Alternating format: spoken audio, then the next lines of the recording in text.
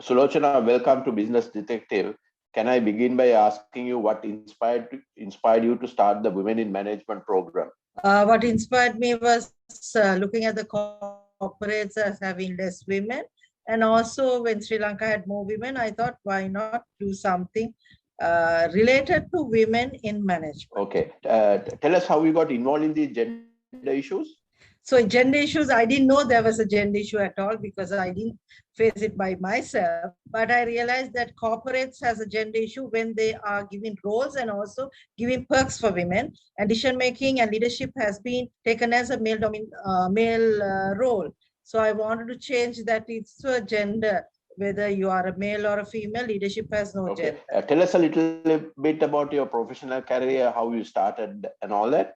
Okay, I started my career as a chartered secretary. Then I shifted to a human resources and I completed all my studies in human resources and development. When I resigned from a multinational company, I was the first female HRD for 1,000 male employees. Then started my own recruitment agency, shifted into research, and then got into the women in management, launching women in management in Sri Lanka. Okay. What are some of the gender challenges you see in Sri Lanka? I see when you look at the gender equality, I don't see there's an issue, but gender stereotyping, there is an issue because it's a mindset of many people. It's not only male, the female also. So the gender stereotyping is heading because the society has not understood that women in management has shifted to women and management.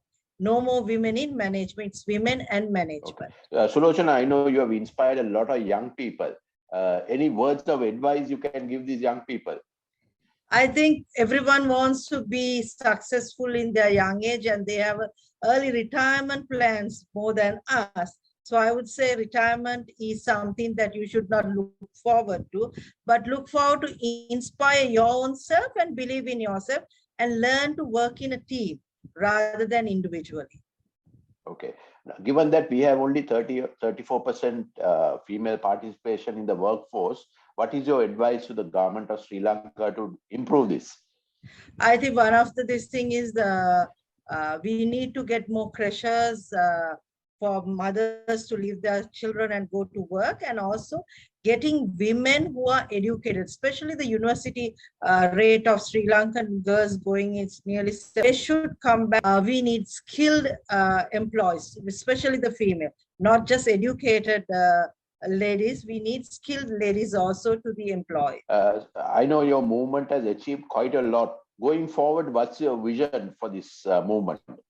So I have done quite a lot to Sri Lankan women. I want to make it to South Asia, this thing, and to take the Sri Lankan experience of what we have achieved here to the world. Because everything we bring from overseas, I wanted to take the Sri Lankan learnings to South Asia.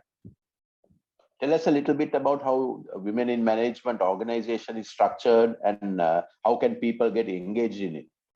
So Women in Management has two arms. One is the business unit, other one is the membership unit. So whoever comes will be handled by the executive committee, where there's an executive committee of secretary treasurer. So membership is driven by them, and membership is not about just contributing. Also, they get themselves branded and develop as they are, not as a career women, but who they are.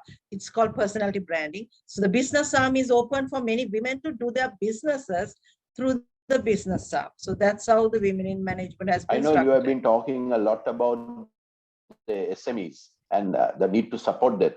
How have you progressed and what support do you need from the embassies and then also from the government of Sri Lanka? So Sri Lanka runs by SMEs, not by big companies. So many of the SMEs are the people who are contributing to the economy. So the first thing I see what they are facing is with the COVID-19, with all the restrictions and loans, our payback has been a huge issue for them. And also getting the interest accumulated with the now with the COVID-19 facilities they are struggling a lot.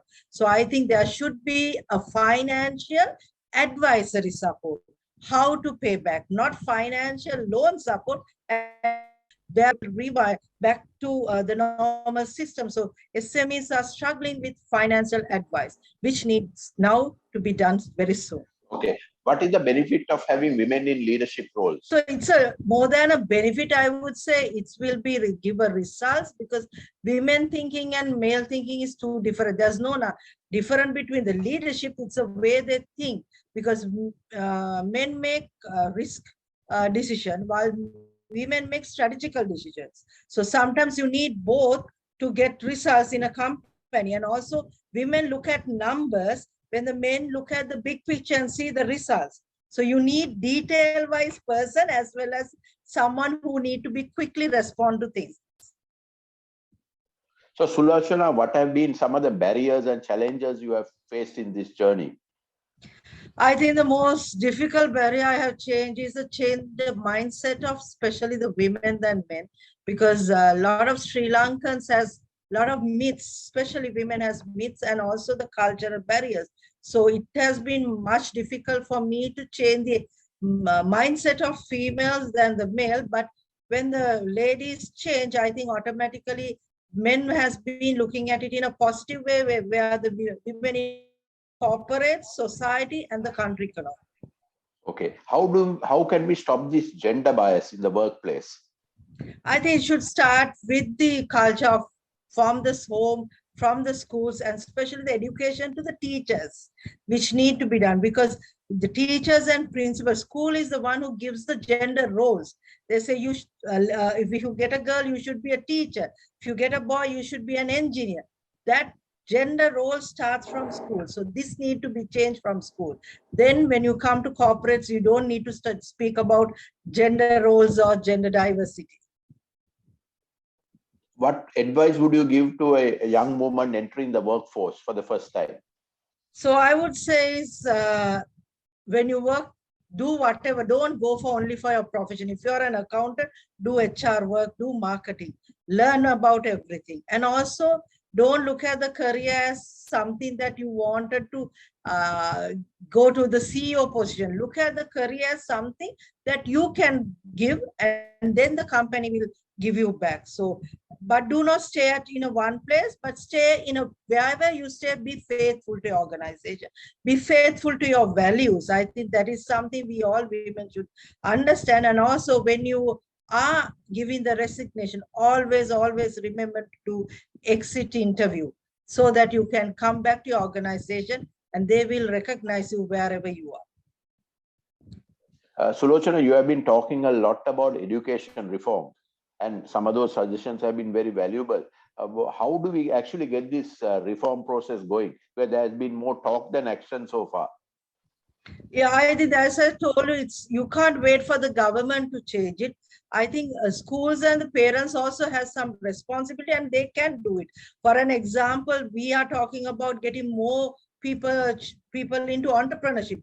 But when schools are talking about career fairs, not entrepreneurship fairs, then how can we change it? So I think entrepreneurship should be start from schools, as well as the parents should give that priority. And as a curriculum, I think it's not just, don't wait for the government to put it into their curriculum, but it should come as extracurricular activity like sports.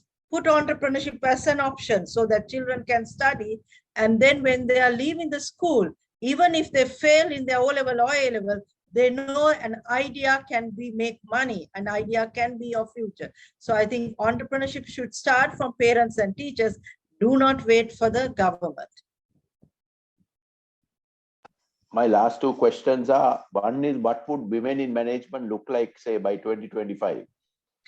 I think women in management will look like a global brand, where we speak about, not about gender equality, we'll be speaking about values and ethics and productivity. I think I am not very fan of talking about gender equality, because I think gender equality is there, but we need to work as a team, and also working with values. Values need to be highlighted. When values is there, gender equality automatically comes. Okay. My final question to you is, any interest in running for political office? So many people ask me. I don't think, because I think be in politics, you need some of the skills which I do not have, because I'm a person who promise and deliver. And when you are running for politician, you have to run for someone's agenda. And that's why I started BIM, because I was not ready to work for someone. So I don't think I'm a right person, but I'm very much sure that I can choose and help a right person to come into politics. Okay, one final quick question. You have been talking a lot about these women going into the Middle East, and that we have not been giving them a fair deal. Any suggestions? Yeah, even recently I spoke about it. What I told was, now women who are coming back or women who are going, when you look at the airport, you see the most distracted women are the women who are going abroad to work and bring money, while most of us go for shopping to spend money. And that we have to first give them the value. Then the other one is, when they come back, we have to show them how to live with that money and how to be an employee, work in our organization. At least give them some skills, at least recruit them. Don't ask for a certificate only. Just ask them to work, and with that experience, 2 or 3 years, give a certificate. What we ask is, when they come back, you work for NYQ and get a certificate and come back. Where they can't afford it, I think first thing is give them the work and train them on the trade work, and then give them the certificate. Thank you, Sulochana. Great talking to you, and good luck with your BIM programs. Thank you so much for inviting Dinesh. Thank you. Thank you.